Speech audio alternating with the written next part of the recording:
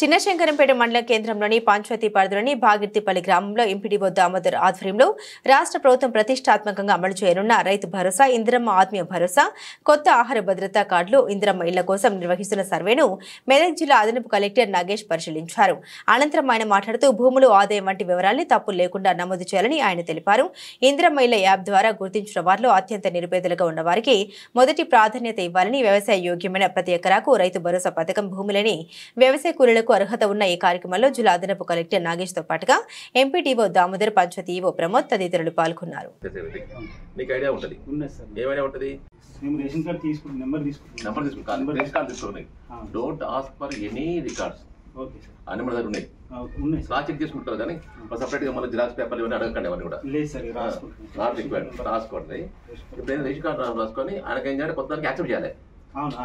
ఇప్పుడు కార్డులో పేరు ఉన్నప్పుడు కూడా యాక్సెప్ట్ చేయాలి, చేసి నెంబర్ ఇవ్వాలి.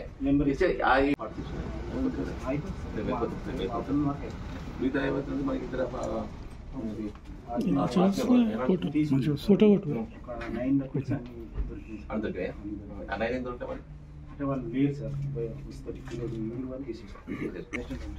రైతు భరోసా ఏం చేస్తున్నా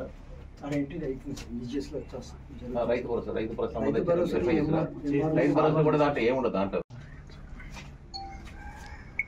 శంకరంపేట గ్రామాల్లో సర్వే చేస్తున్నారు. దాని ప్రకారం ఎంపీడీఓ గారు, పంచాయతీ సెక్రటరీ, వెరిఫికేషన్ టీమ్స్ ఉన్నాయి. ఈ రైతు భరోసా సంబంధించేసి ఎవరైతే నాన్ అగ్రికల్చర్ ల్యాండ్స్ ఉన్నాయో, అంటే ఆల్రెడీ లేఅవుట్స్ ఉన్నవి, రోడ్లు పోయినవి, భూసేకరణ చేసేది, అటువంటి ల్యాండ్ మినహాయించేసి మిగతా భూములు సాగు ఆమోదయోగమైన అంటే మనకు ఫిట్ ఫర్ కల్టివేషన్ ల్యాండ్స్ మొత్తాన్ని కూడా ఇచ్చే అవకాశం ఉంది. కాబట్టి ఆ స్కీమ్ సంబంధించిన సర్వే చేయడం జరుగుతుంది. అదేవిధంగా మనకు రేషన్ కార్డు లేని వాళ్ళకు కూడా కొత్త రేషన్ కార్డుల కోసం గతంలో నో కార్డు ఫ్యామిలీస్ అనే లిస్ట్ ఉంది. దాని ప్రకారం కూడా మనం రీవెరిఫై చేస్తున్నారు. అటువంటివి కూడా మనం సర్వే చేయడం జరుగుతూ ఉంది. అదేవిధంగా ఇంధనం ఆత్మీయ భరోసా కింద కూడా భూమి లేని అగ్రికల్చర్ లేబర్ ఉన్నారు. ఆ కార్డ్స్ ప్రకారం కూడా వాళ్ళు కూడా వెరిఫై చేసుకొని ఒకసారి రీచెక్ చేసుకున్న తర్వాత కన్ఫర్మ్ చేసుకొని అప్పుడప్పుడు పంపిణీ జరుగుతుంది. దాని ప్రకారం ఇట్లాంటి 4 స్కీమ్లలో, ఇంధనమైన స్కీమ్లలో కానీ ఎటువంటి అవతలు లేకుండా మరి ఖచ్చితంగా అర్హులైన మాత్రమే వచ్చేట విధంగా ఏర్పాటు చేయడం జరుగుతుంది. దీని ప్రకారం అన్ని గ్రామాల్లో కూడా సర్వేలు నడుస్తున్నాయి. ఈ సర్వేలు మనకు 20 తారీఖు లోపల కంప్లీట్ అయిపోతాయి.